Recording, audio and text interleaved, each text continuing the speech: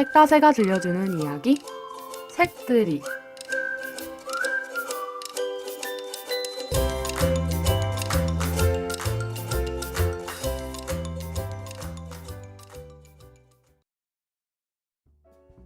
안녕하세요. 책모아 큐레이션 진행하는 류한경입니다.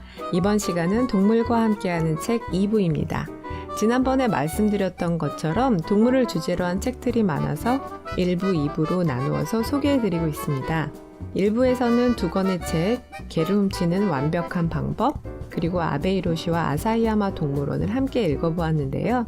2부에서는 어떤 책을 함께 읽어볼지 고민을 많이 했습니다. 좋은 책들이 많아서 참 고르기가 어려웠는데요.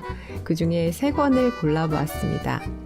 사라져가는 것들의 안부를 묻다, 우리 만난 적이 있나요? 그리고 10대와 통하는 동물 권리 이야기, 이렇게 3권의 책을 함께 읽어보겠습니다.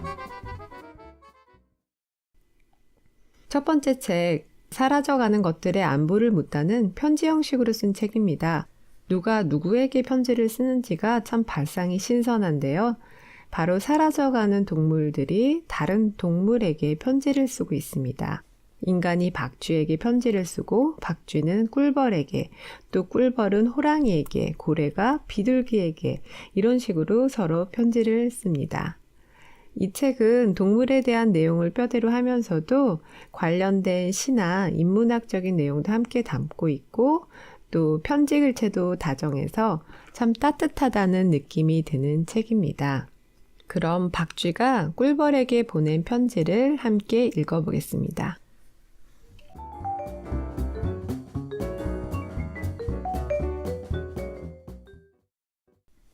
안녕하세요. 꿀벌씨 박쥐입니다. 당신과는 일터에서 종종 마주쳤어요. 기억하시나요? 노랗고 까만 줄무늬가 예쁜 귀여운 옷과는 어울리지 않게 당신은 성격 많은 몹시 사나웠지요. 그 서슬이 무서워 제가 통 말을 걸지 못했네요. 곁에서 눈인사만 하다가 이렇게 뒤늦게 조심스러운 편지를 씁니다. 저는 얼마 전 사람에게서 뜻밖의 편지를 한 통 받고 눈이 퉁퉁 불도록 울었어요. 사람은 우리가 사는 폐광을 막고 동굴을 훼손하는, 그래서 우리 살 곳을 없애는 미운 존재인 줄로만 알았어요.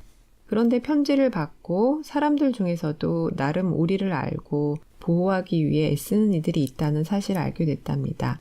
조금은 위로가 되더군요. 물론 그럼에도 여전히 대다수의 사람들은 우리 박쥐를 미워하고 있다는 사실에는 변함이 없지만요. 누군가의 머릿속에 박혀있는 어떤 대상의 이미지나 가치를 뒤집는 일은 참 어렵다는 생각이 드네요. 아직까지 그들에게 저는 그저 흡혈귀처럼 못생기고 더러우며 불길한 존재입니다. 먼 미래 언젠가 제가 이미지를 바꿔서 사람들에게 사랑받는 날이 올까요? 어디까지나 먼 미래의 희망사항에 불과하지만요. 이런 희망 측면에서만큼은 그래도 당신이 저보다는 조금 나은 입장이라는 생각이 들어요. 우선 당신네 꿀벌은 예쁘죠? 노랗고 까만 줄무늬가 선명한 몸으로 붕붕거리며 꽃 사이를 날아다닙니다. 그 모습이 제가 보기에도 퍽 귀여워요. 작은 발을 꼼지락거리며 움직이면서 부지런히 몸에 꽃가루를 묻히는 모습은 앙증맞습니다. 물론 당신의 진짜 목적은 꽃 자체가 아니라 꽃에 있는 꿀이지만요. 꽃꿀을 빠는 과정에서 묻힌 수술의 꽃가루가 다른 개체의 암술에 묻고 덕분에 식물이 수분에 번식할 수 있다니 기특하지요. 물론 그 역할은 저 역시 똑같이 한답니다. 다만 저는 박쥐라서 사람들에게 귀엽다는 소리를 못 듣는 것 뿐이죠. 저도 알고 보면 나름 귀여운데 뭔가 의기소침해지네요. 그래도 저요, 힘을 내서 편지를 마무리 짓기로 했어요. 꿀벌씨, 언뜻 화려해 보이지만 사실은 당신의 사정이 저보다 더 나쁘면 나빴지 결코 좋지 않다는 사실을 알고 있거든요. 세계 곳곳에서 당신이 이유도 모른 채 급감하고 있는 데다 한국에서 당신의 친척인 토종벌은 거의 멸종한 상태니까요. 이렇게 써내려간 편지에서 벌들이 어떻게 멸종되고 있는지 원인이 무엇인지를 찾아 나갑니다. 네, 다음 부분 한번 읽어보겠습니다. 여느 가축과 마찬가지로 당신도 밀집 사육을 겪고 있습니다. 벌통을 차곡차곡 쌓아놓고 키우는데 사람으로 치면 초고층 아파트에 꽉꽉 입주해 숨막히게 사는 것과 같지요. 최근 양봉 농가에서는 꽃의 개화 시기를 맞춰서 벌통을 이동시키면서 꿀을 먹입니다. 매년 늦봄에 남부지방에서 시작해 조금씩 북쪽으로 벌통을 옮겨서 대략 6월 중순이면 비무장지대 근처까지 이동합니다. 한국의 양봉 농가의 거의 절반은 이렇게 이동식 양봉을 합니다. 먹을 게 많은 곳을 골라다니는 셈이니 일견 나쁘지는 않아 보입니다. 하지만 이런 생활에도 단점이 있습니다. 매월 집을 이사한다고 생각해 보세요. 피곤하지 않겠어요? 안 그래도 밀집 생활 때문에 피곤한데 사람으로 치면 스트레스가 이만저만이 아니겠죠? 꿀벌개의 인스턴트 식품도 문제예요. 미국의 경우에는 부족한 꿀을 보충하기 전에 당신에게 액상과당을 먹이는 일이 흔합니다. 그런데 문제는 짐작하다시피 설탕물을 먹인 꿀벌이 과연 영양을 충분히 섭취하고 있느냐는 것입니다. 이런저런 일들이 겹쳐서 당신은 점점 쇠약해져 가고 있다는 게 전문가들의 추정입니다. 이래저래 당신은 참으로 힘든 세상을 살고 있는 것 같습니다. 이렇게 서로의 아픔을 공감하고 보듬어주는 동물들의 편지를 읽다 보면 우리 생명은 이어져 있고 어느 하나만 살아남을 수도 없고 모두 함께 도우며 살아가야 한다는 걸 깨닫게 됩니다. 인간도 예외는 아니겠죠. 인간도 역시 지구에서 살아가는 생명이고 다른 생명들과 함께 어우러져 살아가야 한다는 걸 이 책을 읽으면서 생각해 보게 됩니다. 여러분 모두 좋아하는 동물들이 있으실 거예요. 이 책을 읽고 이 책에서처럼 그 동물들에게 따뜻한 안부 편지를 써보면 어떨까요?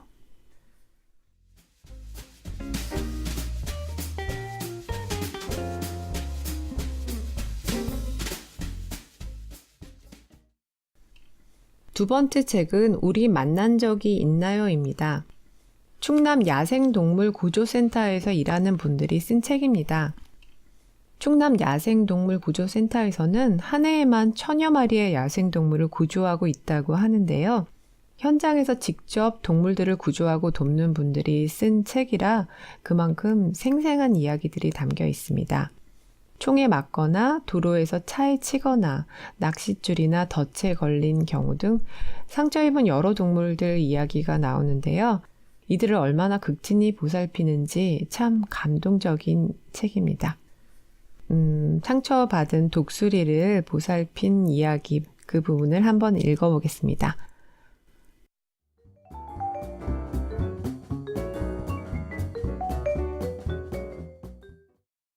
한쪽 날개를 잃게 된 독수리는 더는 하늘을 날 수 없으니 자신의 삶에서 가장 큰 부분을 잃었다고 해도 과언이 아닙니다. 녀석도 그런 사실을 믿고 싶지 않았는지 식음을 전폐한 채 온종일 웅크려 있었습니다. 녀석의 크고 맑은 눈을 마주보고 있노라면 슬픔이 느껴졌습니다. 미안한 마음을 담아 상처 부위가 덧나지 않게 소독하고 불편하지 않게끔 많은 신경을 써주었습니다. 우리의 마음을 녀석이 알아주었을까요? 점차 생기를 되찾더니 처음보다 훨씬 밝은 모습으로 구조센터에서의 생활을 이어가게 되었습니다. 이렇게 치료받은 동물들을 가을이 되면 야생으로 돌려보내게 되는데요. 이런 가을을 착한 이별의 계절이라고 합니다. 이 이별의 계절에 대한 부분 읽어보겠습니다.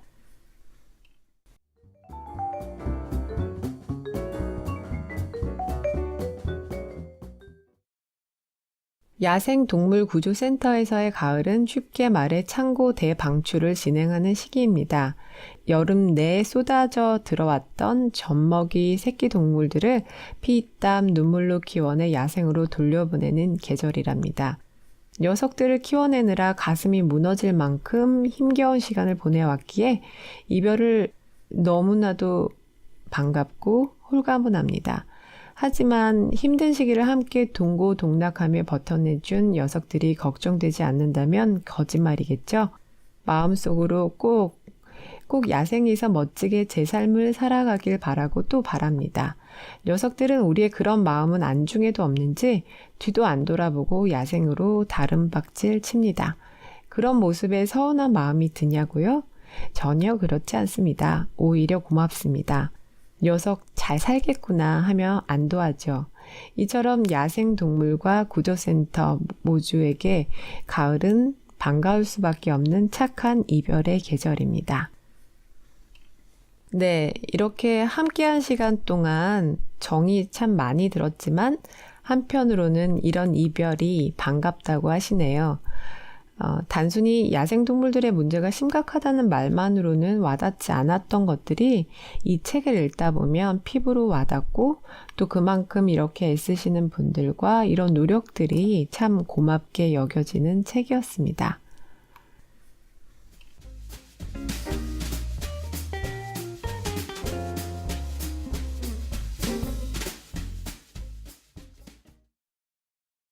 세 번째 책은 10대와 통하는 동물 권리 이야기입니다. 이 책은 농장에서 실험실에서 또 동물원에서 그리고 유기되어 고통받는 동물들에 대해서 알아보면서 동물의 권리와 동물 복지에 대해 폭넓게 생각해 보게 되는 책입니다.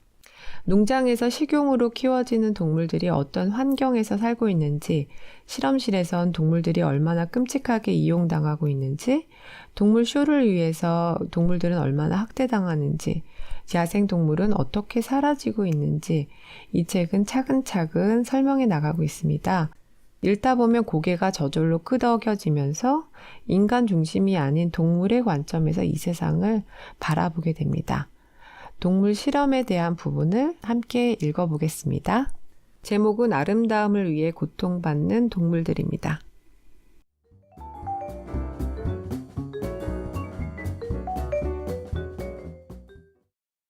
요즘에는 청소년도 메이크업을 많이 하는 걸로 압니다. 과거에는 여성들의 전유물이라고 여겼지만 지금은 남자들도 비비크림이나 색조 화장 등에 관심이 많지요. 거기까지는 아니더라도 기초 화장품 정도는 누구나 쓰고 있습니다. 그러나 우리의 아름다움 뒤에 가려진 참혹한 현실은 그동안 제대로 알려지지 않았습니다. 어쩌면 한 번쯤 그런 기사를 접했더라도 나의 아름다움을 포기하고 싶지 않았을지도 모르겠어요. 누구나 건강하고 예쁜 게 좋겠죠? 저도 그렇습니다. 그런데 동물들도 마찬가지예요. 중요한 것은 나의 아름다움을 위해 누군가 고통을 당한다는 사실을 외면해서는 안 된다는 것입니다. 화장품을 만들려고 잔인한 동물 실험을 한다는 얘기를 들어본 사람이라면 자연스럽게 토끼를 떠올리게 됩니다. 그만큼 실험에 보편적으로 이용되는 동물이 바로 토끼입니다. 토끼는 눈물샘이 없답니다. 우리와 약간 다르죠? 우리의 눈에 뭔가가 들어오면 몸은 얼른 상황을 파악하고 눈물을 보내주어 이물질을 씻어냅니다. 그런데 토끼는 그게 아니어서 화장품 유독성 확인 실험의 대상이 됩니다. 눈에 주입되는 화학물질을 눈물이 씻어내버리면 실험이 제대로 안 되니까요. 그래서 계속 독성 물질을 떨어뜨려 토끼 눈의 반응을 보는 것이랍니다. 그 과정에서 토끼가 괴로워 발버둥 칠 수 있으니 토끼를 단단히 고정시켜 놓습니다. 목만 나오게 만든 틀에서 토끼는 전혀 움직일 수 없이 그 과정을 견뎌내야 합니다. 너무 고통스러운 토끼들은 그 안에서 몸부림치다가 목뼈가 부러져 죽기도 한답니다. 화장품 중에서도 우리 눈을 선명하고 커 보이게 하는 마스카라를 만들려면 토끼에게도 수천 번 덧칠해 보고 나서 화학약품이 눈에 들어가도 괜찮은지, 눈 혈관에서 어떤 반응을 나타내는지 관찰하는 방식으로 실험을 합니다. 저는 이 사실을 알게 된 뒤 제 눈이 아무리 예뻐 보인다 하더라도 눈이 짓무르고 시력과 목숨까지 잃어간 토끼들을 생각하면 도저히 마스카라를 할 수가 없었습니다. 다른 생명과 맞바꾼 아름다움이 진짜 아름다움일까 하는 생각이 들었거든요. 네, 그래서 유럽에서는 이런 화장품 제조를 위한 동물 실험을 금지했고 우리나라에서도 2017년 2월부터 동물 실험을 통해 만든 화장품을 유통하거나 판매할 수가 없게 되었다고 합니다. 하지만 문제는 중국으로 수출하는 화장품 경우에는 동물 실험을 의무적으로 해야 한다고 하네요. 기업들이 경제적인 이익보다 동물 권리를 먼저 생각하는 건 쉽지 않은 일일 텐데요. 동물 실험이 아니라 더 정확하고 안전한 시험법도 많이 나온다고 하니까 앞으로는 이런 동물 실험은 하지 않게 되면 좋겠습니다. 네, 다음은 우리가 비싸게 주고 사 입는 가죽이나 모피옷에 대해 쓴 부분도 설득력 있게 다가왔는데 한번 함께 읽어볼까요?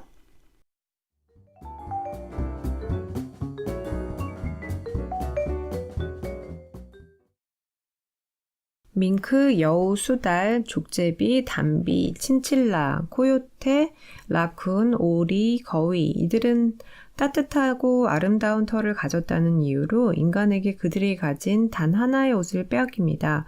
우리는 너무나도 많은 것을 가졌는데 그렇게도 남의 옷 한 벌이 욕심이 나는 걸까요?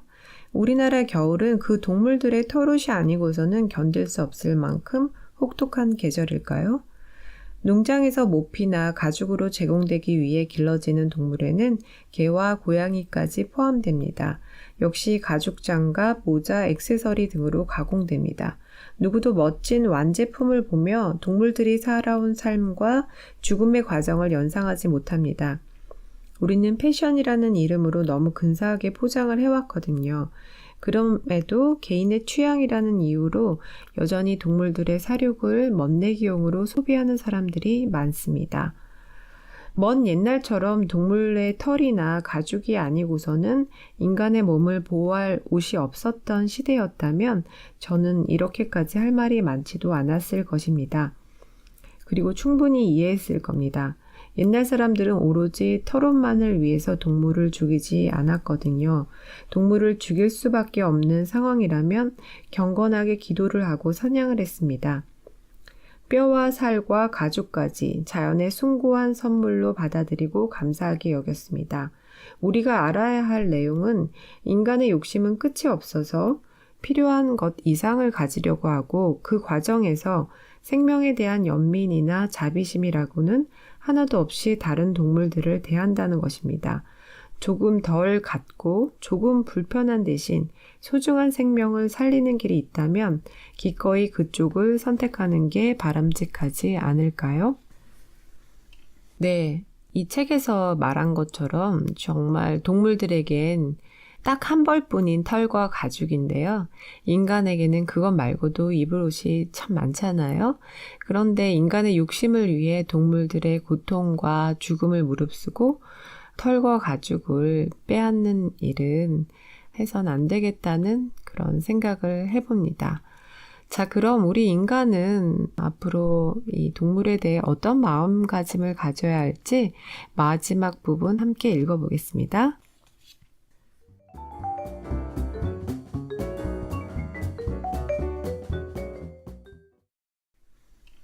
이미 우리는 너무나 많은 동물 생산과 소비로 거대한 사회적 비용을 지불하고 있습니다. 돈으로 환산되는 비용보다 더 큰 문제는 우리 인간의 몸과 마음, 지구 전체가 병들고 있다는 사실입니다. 우리가 동물에 대한 이타적인 마음을 갖는다는 것은 그 어떤 일보다 용기가 필요합니다. 동물은 스스로 폭력에 저항할 수 없기 때문이지요. 그런 면에서 우리는 충분히 공감 능력을 갖춘 존재이기 때문에 그 일을 해낼 수 있다는 것은 정말 다행입니다. 어떤 일을 하기로 마음 먹는 것은 또 다른 어떤 일을 하지 않기로 마음 먹는 것이기도 합니다. 동물에 대한 연민의 마음이 생겨 이제 동물을 사랑하기로 마음 먹었다면 동물에 대한 학대 상황을 방조하지 않을 것입니다. 그래서 우리가 볼 수 없었던 사회 이면에서 늘 약자로 존재해야 했던 동물들의 권리를 요구한다면 그것은 인간의 우월적 지위에서의 허용이 아니라 동등한 개체로서 인정해주는 마음이 필요합니다.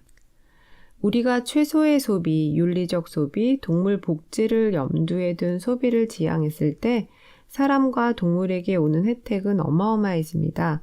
그것은 흡사 나비 효과와도 같은 것입니다. 우리 사회의 가치는 재화로 판단되지만 나비 효과의 시작은 돈이 아닌 여러분의 마음에서 시작합니다. 우리와 똑같이 행복과 기쁨, 고통과 슬픔을 느끼는 동물에게 사랑의 마음을 내어준다면 그것은 마침내 세상을 움직이는 커다란 날개짓이 될 것입니다. 이제는 우리의 공감 능력을 지구 생태계에 우리와 함께 살아가는 동물에까지 확장할 때라고 느낍니다. 부끄러운 착취의 역사를 답습하는 것이 아니라 건강한 공존을 계획할 때입니다. 그랬을 때 우리는 동물을 지배하는 데서 성공하는 것이 아니라 동물에게서 사랑을 배우며 성장할 것입니다. 네, 이렇게 3권의 책을 함께 읽어봤습니다. 동물을 바라보는 시각이 좀 달라지셨는지요? 저도 이 책들을 읽으면서 동물이 인간의 아래에 있는 존재가 아니라 인간과 함께 살아가는 동등한 존재로 바라보게 되었습니다. 동물이 고통받고 동물이 사라지면 인간 역시 그런 세상에서 잘 살 수 없다는 걸 깨달았고요. 인간과 동물이 함께 더 행복하게 공존할 수 있는 방법을 찾아 나가고 또 작은 것부터 실천해 나가면 좋겠습니다. 동물과 함께하는 책 1, 2부에서 읽은 책들과 또 다른 동물을 주제로 한 책들 목록은 팟빵과 오디오 클립 게시판에 올려드리겠습니다. 열심히 고른 목록인 만큼 관심 있는 책을 읽어 나가시는데 아무쪼록 도움이 되셨으면 좋겠고요. 그리고 어떤 분들이 이 팟캐스트 들으시는지 무척 궁금합니다. 청취 후기도 댓글로 남겨주시고 또 바라는 점 있으시면 올려주시면 더 큰 힘이 될 것 같습니다. 책모아 큐레이션 6번째 주제 동물과 함께하는 책 1부에 이어 2부를 마치겠습니다. 다음 시간도 기대해 주세요.